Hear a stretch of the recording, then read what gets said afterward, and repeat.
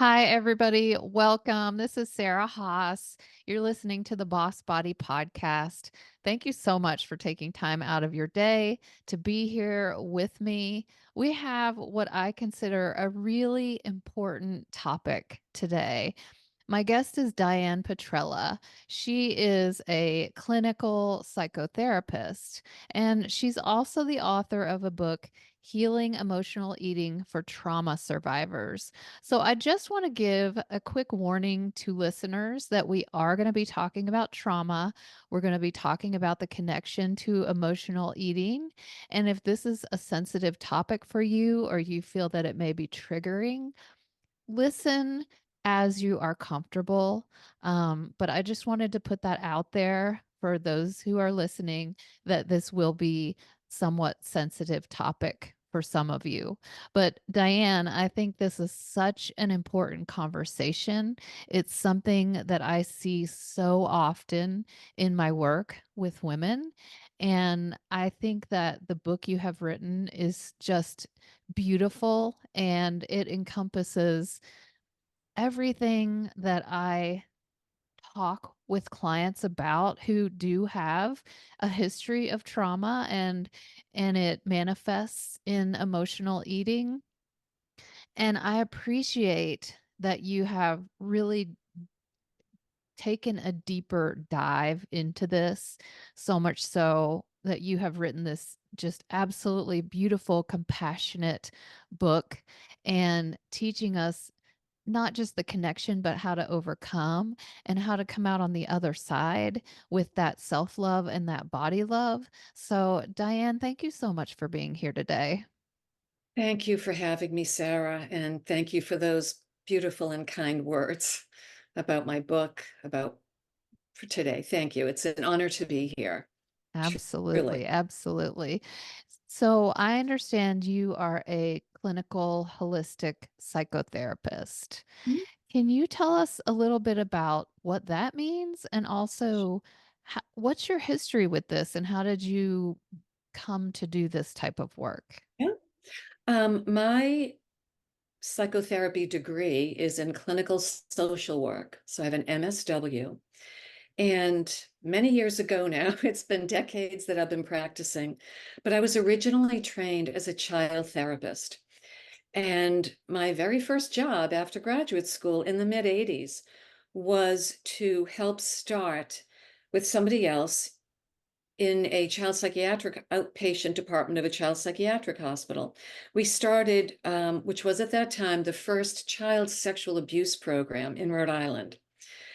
And it was unique at that point because the issue of incest and sexual abuse was just beginning to be brought more out into media attention and even to clinical circles.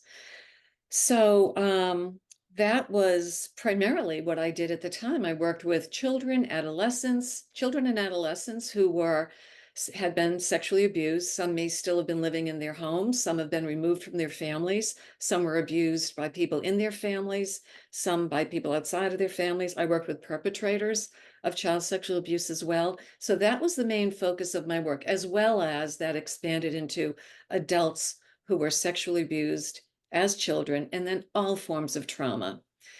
So I worked with children who experienced physical abuse, sexual abuse, emotional abuse, abandonment, the whole range of traumatic experiences, abusive and other kinds of traumatic experiences. There may have been children that weren't sexually abused, but experienced the upset or trauma of a divorce or the death of a parent or mental illness or addictions.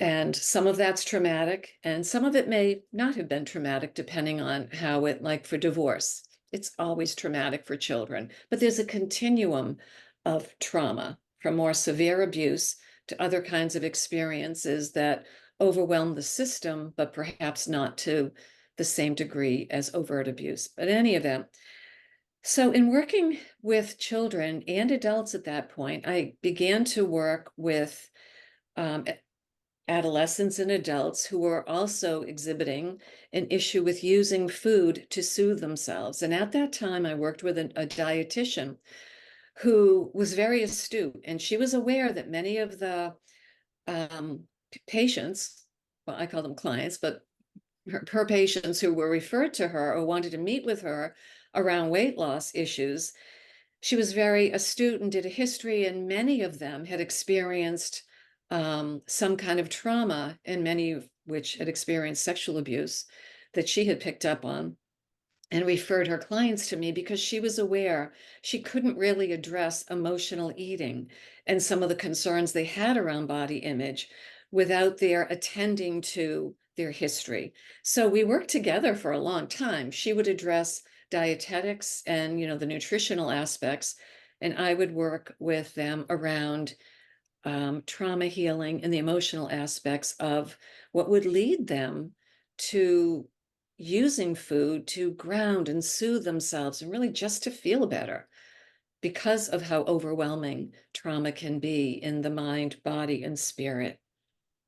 I see that so often.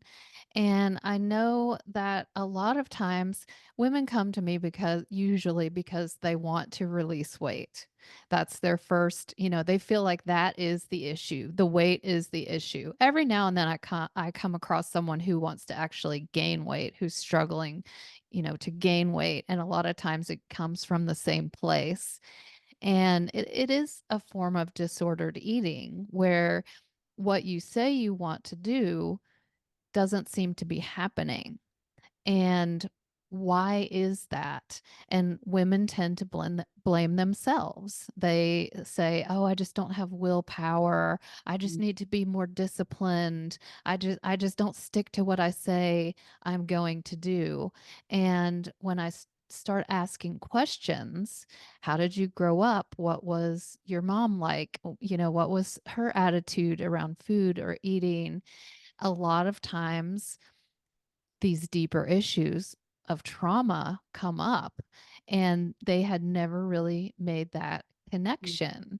They know they'll say I'm an emotional eater. They'll say I eat when I'm lonely or when I'm stressed or when I'm bored, but I don't a lot of them have not really made that connection to when I was a child, as I was growing up, when I was a teen, whatever it is, I had an absent parent, or I was abused physically or sexually or emotionally, or I was neglected, or we had food insecurity, addiction, a parent with an addiction, or a caregiver, or, there's, like you said, such a spectrum of trauma that we experience. And a lot of times it's not just one thing, it can be a culmination of things.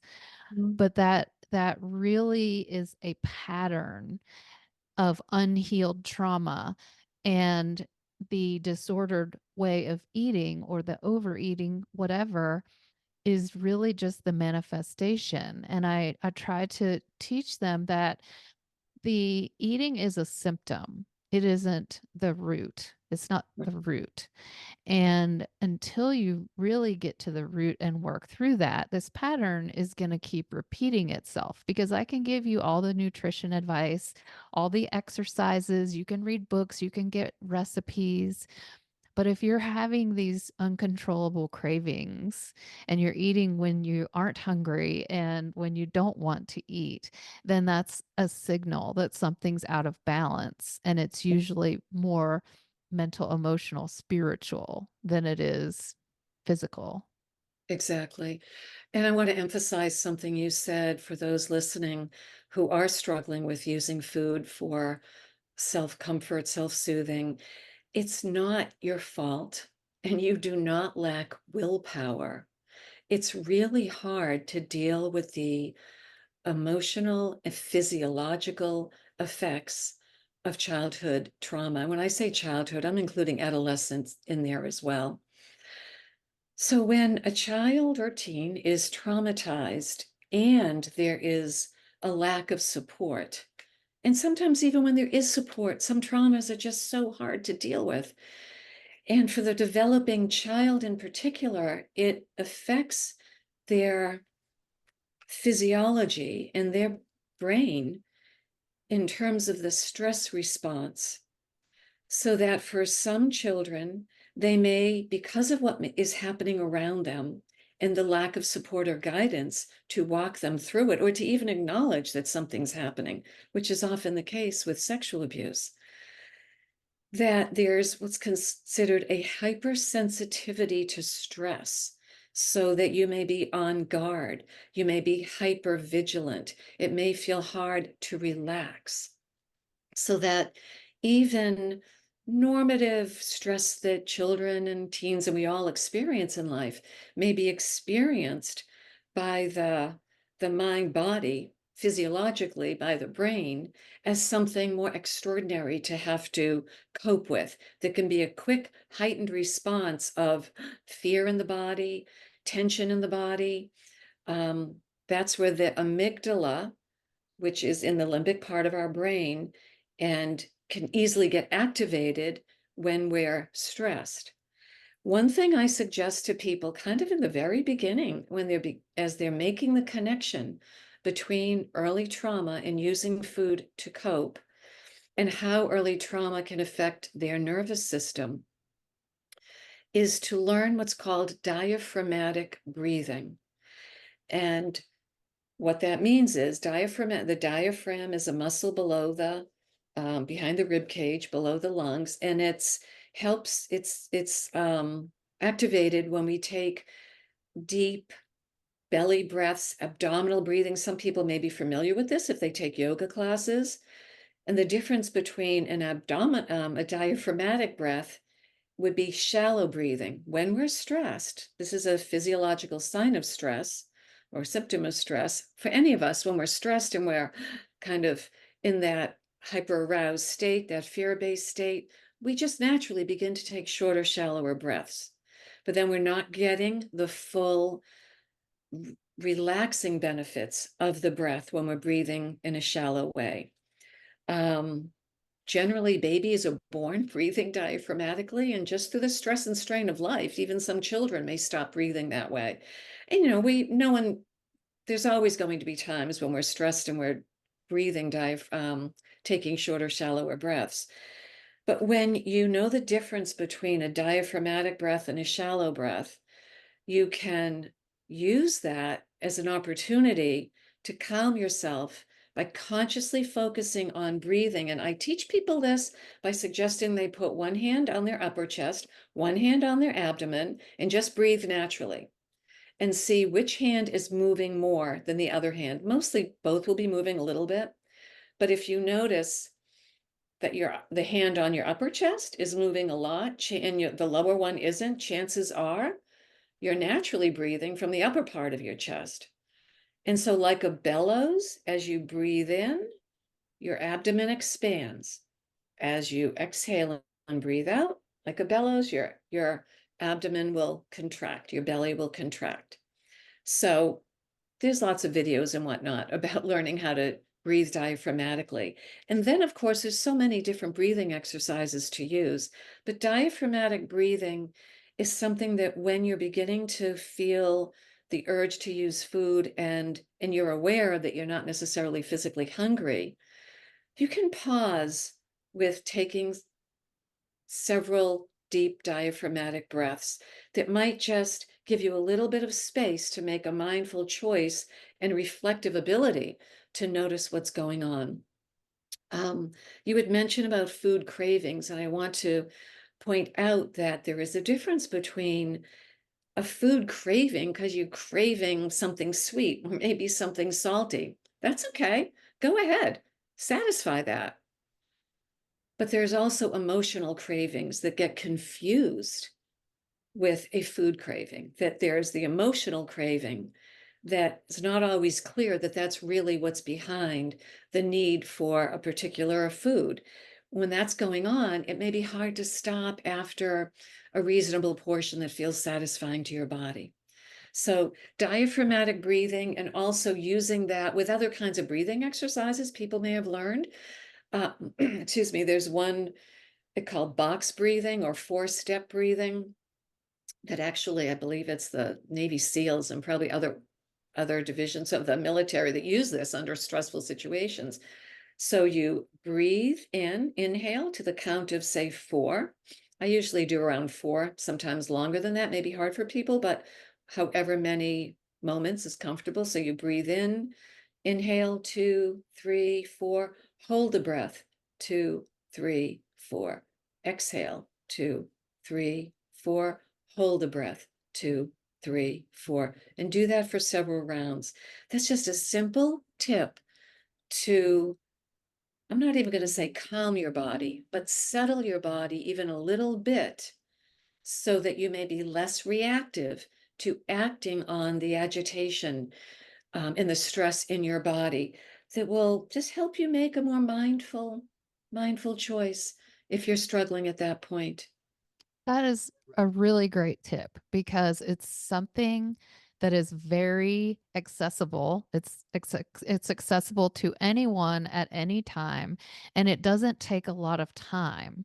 Right. Sometimes we think of something that we're wanting to work on or overcome, and it just seems like a big mountain to climb. And I love that you're giving people a first step. But if I want to go back a little bit Yeah. to those who haven't really made that connection yet to the trauma that they experienced and how that can manifest in the disordered eating, overeating, whatever it is you want to call it. How did you start seeing that connection? And when people develop this reliance on food from childhood trauma, so let's say they're a child or an adolescent, does the food start coming in immediately, or is this something we experience later in life? And Okay. exactly what are we using it for? Why Yeah. does food help us through these situations? Those are great questions. Um, because my clinical experience was and has been primarily, I'm a trauma therapist. It started, early in my career and even in my internships working with kids who were traumatized. It was very clear. I saw that connection. And then as I worked with adults, using food as a way of coping, because I was learning that they were eating to a point where and it wasn't always about weight issues. They were using food in a way that they felt uncomfortable in their bodies and somehow just using it in a way that they themselves would describe numbing themselves out, getting into a food coma. Um, and of course, as a therapist, if I see somebody for the first time, for whatever the reason is, I always do take a history. So I'm asking the kinds of questions that helps me, even if they don't come because they were traumatized, I will learn about things that happened to them, who was in their family, the makeup of their nuclear family, if there were um, divorces, addictions, how they were disciplined, how they were treated, who was there for them, how safe did they feel? Certain questions to help people really begin a process of therapy, even if we weren't going to address those things. It's always a choice I will offer to my clients. I may point something out that, with what you're describing, that would be hard for any child to cope with. And I'll do a little psychoeducation about how trauma stays in our mind and body. Oh, and I will speak to something about that in a minute. So I will give them some education around them, and they can decide whether they want to go there or not, depending on what they're coming to talk with me about. One thing that might be useful, I'm kind of digressing a little bit, but I think is useful, that if some people may not think that what happened to them growing up was traumatic. So I'll ask questions. How safe did you feel? How supported did you feel? When you were upset, who could you go to? Um, do you remember what would be a time in your life that you felt most sad? What was the time you felt most supported? So there are questions people can reflect on as well. There are certain experiences that most likely has led to some degree of um, trauma-based behaviors later on. We talked about some of those more obvious ones of abuse. But regarding when somebody's traumatized, whatever the experience was that they had, if the feelings were not acknowledged and addressed and processed during that time, they stay in our mind and body. So I often say feelings are timeless. If something wasn't processed and healed, and healing doesn't mean it's 100% healed and released from our minds and bodies forever, and that's okay. But if they weren't addressed, they stay in our mind and body, so that if someone's triggered by something that happens, say somebody has an argument with their boss, or they're being chastised by their boss, and they're feeling a sense of shame. The argument with the boss may have triggered shame that was already there. Chances are, when there are some predominant feelings that we tend to experience over and over again, it could be a quick to anger or rage, shame, easily feeling guilty, low self-worth. Chances are it's those feelings are being brought to the surface by something happening today.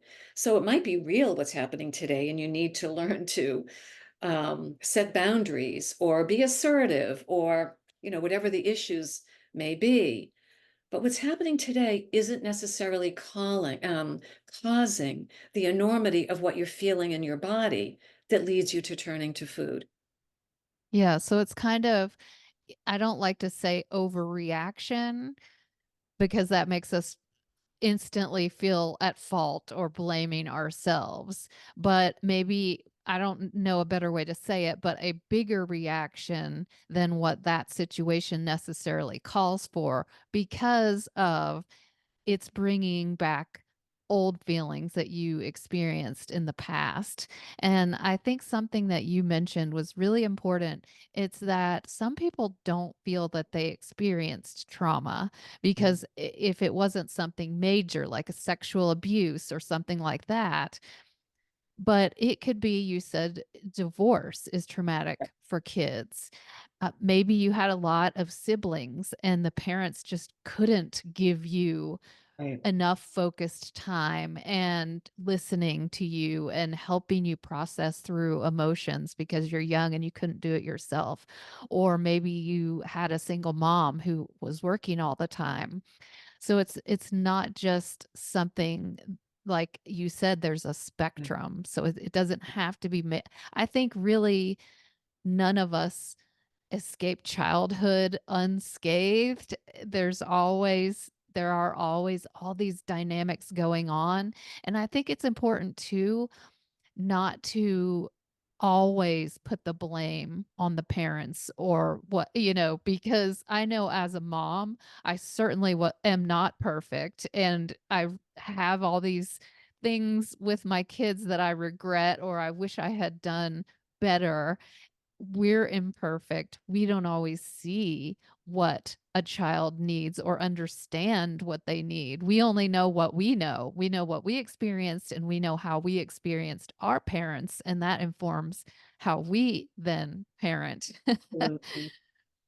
Oh, absolutely. And it's not about blame at all. It's not about blame at all.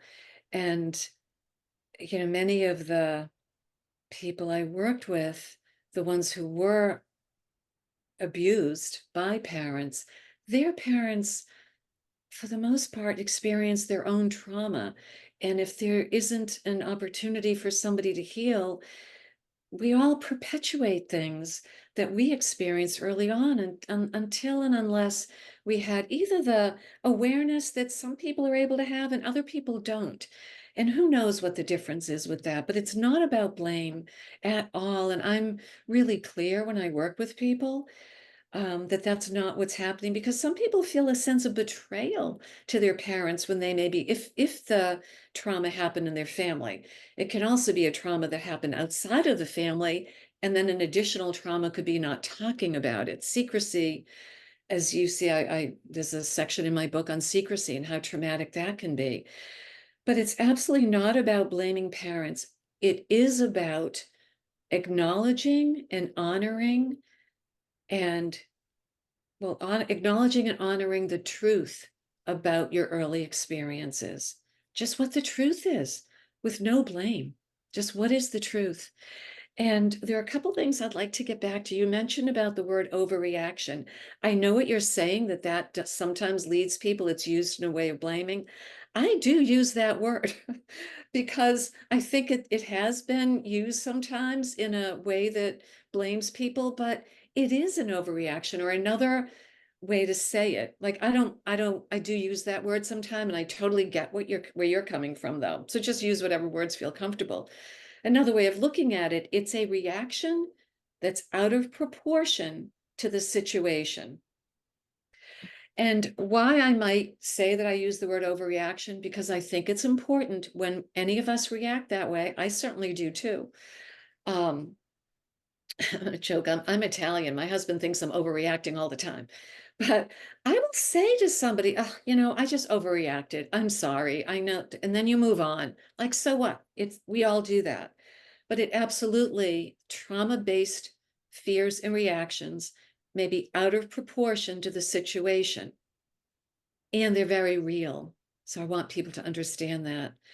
There's another thing, if this is okay, I want to get back to around using food. Some people, when they're children or adolescents, trying to cope with extraordinary circumstances and in overwhelming circumstances that they have obviously no control over changing for the most part until maybe you're an adolescent and you may want to tell somebody what's going on if you haven't been able to, or that's when teens may run away. When you're younger, it's kids don't tell on their parents. Now, I know I'm talking a lot about abuse in the family, and that's not all it is by any means. But whatever the trauma or difficult situation is that they're dealing with without adequate support, children may turn to food because it's accessible, it's easy. There's maybe candy or whatnot in the home, or they don't need a lot of money to buy something at the corner store. So it's accessible that way. That may be the first, quote, substance that they discover helps fill them up emotionally, helps calm their body. Certain foods, high fat, salty kinds of things, especially high fat and sugary, may tend to, because it could be a distraction, but it can tend to calm oneself, and just settle the unsettledness by just using a substance to cope and to feel somewhat grounded. And there are lots of reasons why, like I said, could be a distraction, could be just numbing to the feeling. Some people I've worked with, some adults I've worked with, when I've taken a history, they didn't start using food, they'll tell me, until they were older. But then I may discover that when they were somewhat younger, they may have smoked cigarettes, they may have used alcohol, and then perhaps they stopped smoking, they stopped drinking, but they didn't necessarily deal with what was underneath the need to self-medicate, so to speak. And then they discovered that food did the trick. And it's also not only something that we may eat or put in one's mouth, eat, drink, or smoke. Sex, gambling, shopping, those are addictive behaviors that can also have a numbing quality, so to speak, or a distraction. It also activates the reward centers in the brain that gets you out of your head for a moment when you're, say, shopping. Or so there are other kinds of substances as well. So many of my clients, many of the people I've worked with started with food in childhood because it's so easy, but not everyone did. I like that you use the word self-medicating because that is so spot on. Mhm. If we don't feel good, we all need, want, Right, and deserve to right, feel good. And we don't always know how to get there. And and I like that you mentioned we use all different types of coping mechanisms. It could be food, drinking, shopping, right. it can rear its head in many different forms. And I think that's an important connection for a lot of people to make because they may not have realized that. I call it whack-a-mole. It's kind of like that carnival game where one thing pops up and you whack it down, but then it just pops up somewhere else. So if you don't deal with this, it's going to keep popping up somewhere in your life. And Right. we feel like, okay, once we've stopped drinking and go to AA, and then people start eating or turning to cigarettes.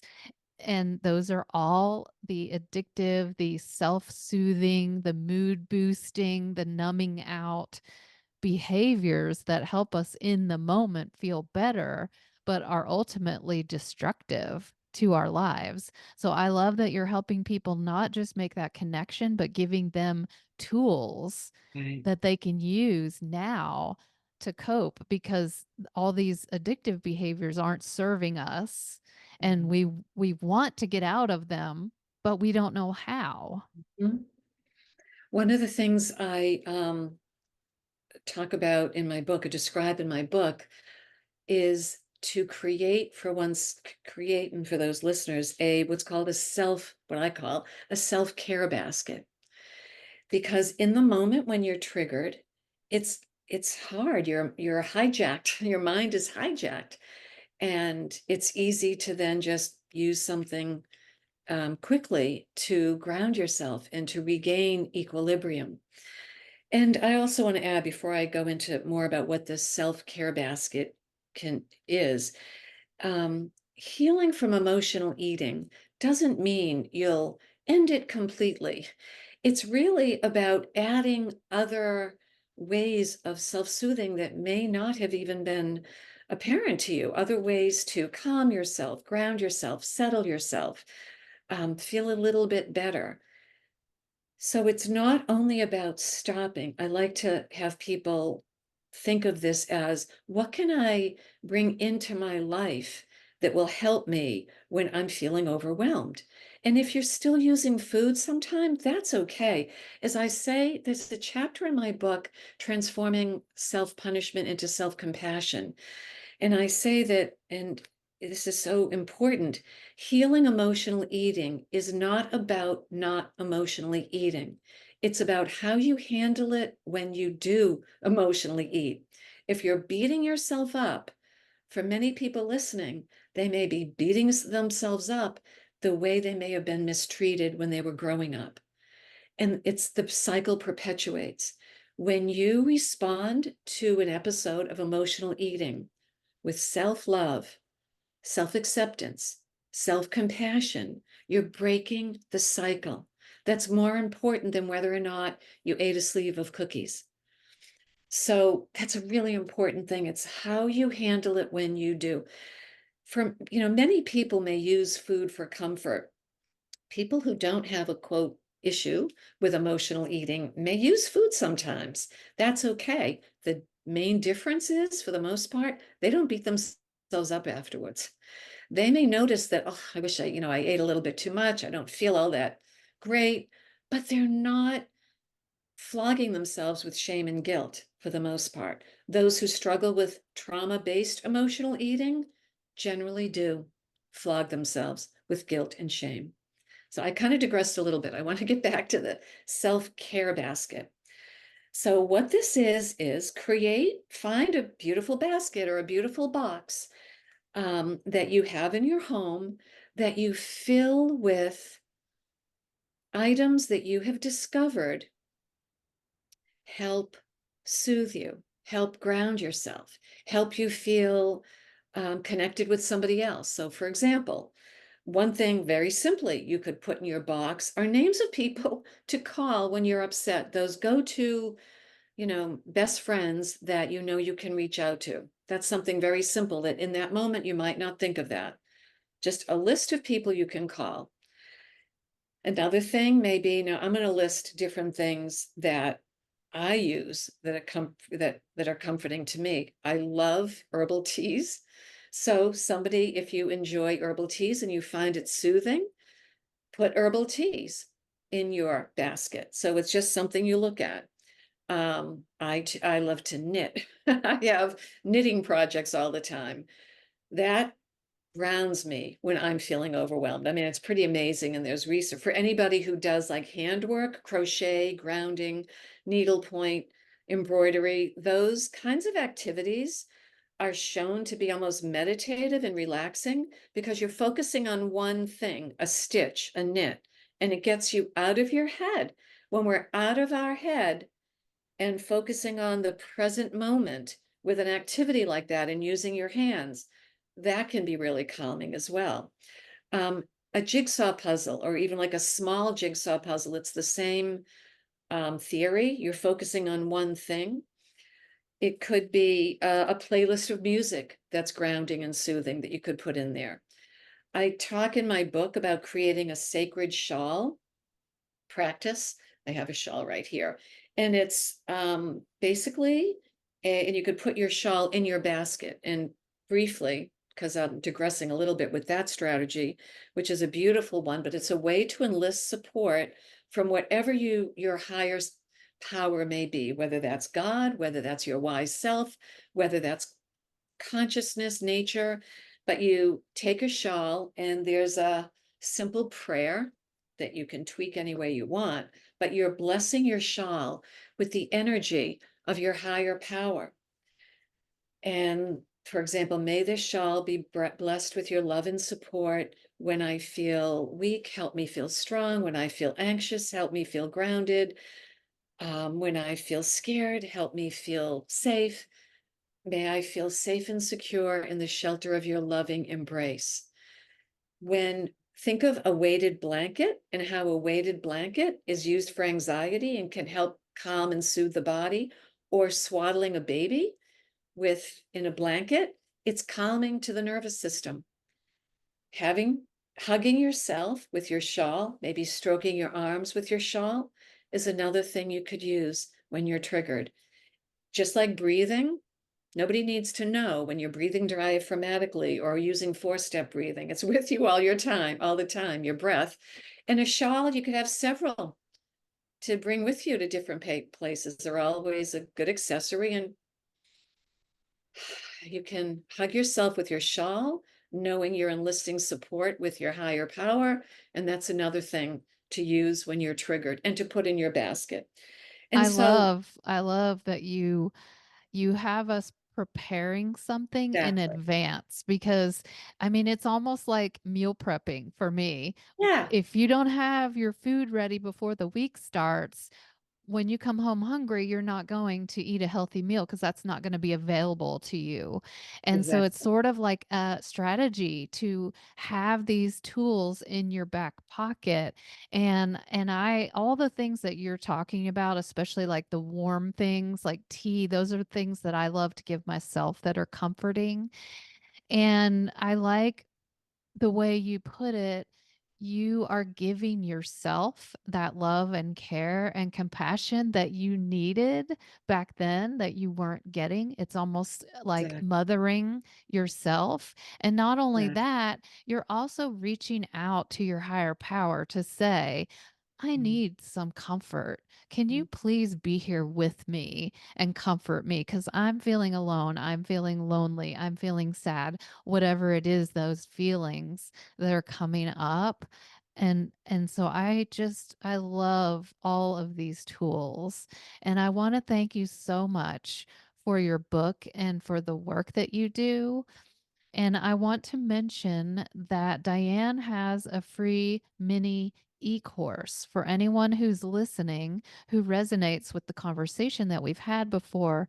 It's 5 trauma-informed tips to heal emotional eating. And Diane, your website is dianepetrella.com. Is that yeah, correct? yeah, just my name. Perfect. So there will be a link to her website so that you can take her free e-course in the show notes. And I want to thank you so much for being here. And this has been just an absolutely golden conversation. I know that a lot of women listening are seeing themselves mirrored Yeah. in the things that we have talked about. So thank you so much for being here. Thank you for having me. It's been a pleasure. I'd like to add one quick thing. I know we're running late that I didn't mention. When your body's reacting like that, you might want to put in your self-care basket, take a walk, move your body, vacuum do something physical, because calming is good, but so is moving your body as well. And I hadn't mentioned that. I wanted to get that in. I know we're running out of time, but Perfect. it Perfect. was Yes, absolutely. All these different coping mechanisms that make us feel good. And that's what we need. That's what we all need and want and deserve to have. And different things will work for different people. at different times. Something might work Yes, at one point, but it might the next. That's why having a series of things is useful. absolutely. This That's was all lovely. the time Thank we you have so today. Yes, yeah. thank you, Diane, for being here. And thank you I all for listening in. And until next time, I will see you then.